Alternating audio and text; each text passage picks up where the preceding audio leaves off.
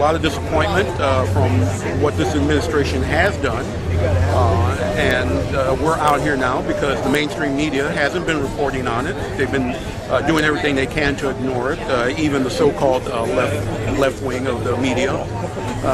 So now we have Facebook, we have other social avenues to organize that cost us very little to do. We just keep in touch with each other, and certainly, you know, there's going to be a wide variety of opinions out there because there's nobody editing and nobody censoring.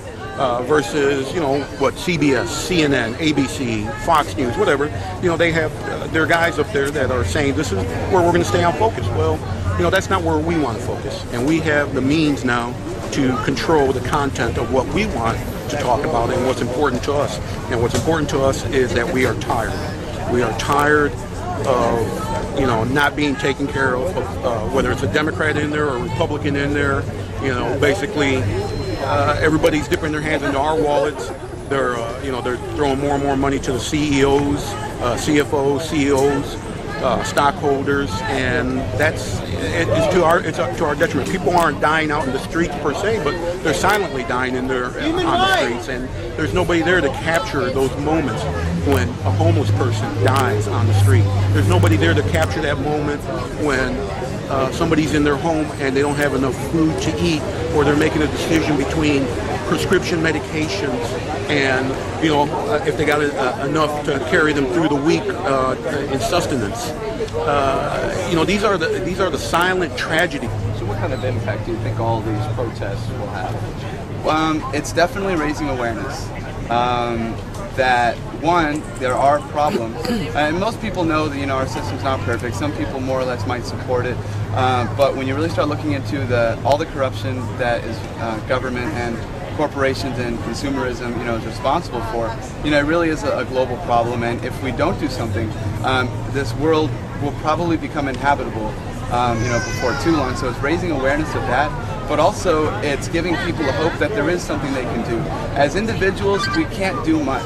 But if we come together as one group and we make decisions as a group of millions, then that decision is very powerful. Do you see a viable solution? Do you have any ideas of how to attain to address these severe problems? I certainly do. I think one of the things is we have to have more than two parties. You know, that's kind of like here in San Antonio, you know, we got two major stores. We got H-E-B and Walmart. Okay, well, the one thing they can agree on is that they don't want a third chain in here. Okay, so, you know, the one thing that the Democrats and the Republicans seem to do very well is that they try to marginalize third parties and fourth parties. I think we probably need about, you know, 5 or 6 parties here in the United States to represent them. Because certainly the Democrats' Big Tent cannot cover everybody. The GOP's attempt at the Big Tent cannot cover, you know, the other half of the United States. And, you know, that's why we are polarized and why we're frustrated, is because, you know, I might be a liberal, but I don't agree with, you know, the Democratic platform. And I should be given, you know, the means to join another viable party. Just like that's the reason why the Tea Party came out, you know, and certainly they had funding, but in general, you know, they did get, you know, they got their message out that, you know, they weren't happy with the Republicans. And no matter how much money the Koch brothers can throw at anything, it doesn't do any good unless you have, you know, people to carry the spears, people to march in the streets. People, as long as you got the internet, okay, you got Facebook, you know, whatever, you know, we can organize ourselves. You know, people are out here not because there was an ad on TV. You know, we didn't have to buy time. We're not beholden to corporate donors. We're not beholden to advertisers. We're not beholden to Apple to advertise for us, or Microsoft, or any corporation. So we can get out there and we put out our message, and that's why this is a more true movement. And because it is more true, there are a lot of opinions. And, you know, there may not be a central leadership, but the general frustration, and I keep saying frustration because that's what it is. That's one thing we're really trying to change.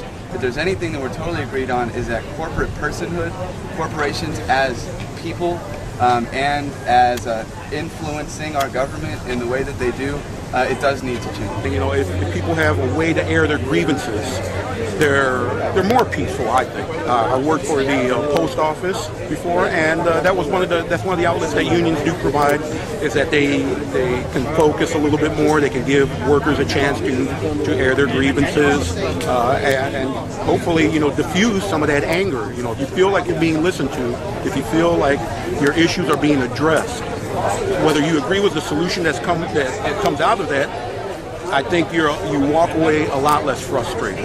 You can let the system work. You're willing to participate in the system, but when the system's not listening to you, when the system is ignoring you, trying to minimize you, trying to ridicule you, then ridicule, I'm not even sure that's a word. But yeah, that's the general term. Just making fun of you, poking fun at you. Okay, there we go.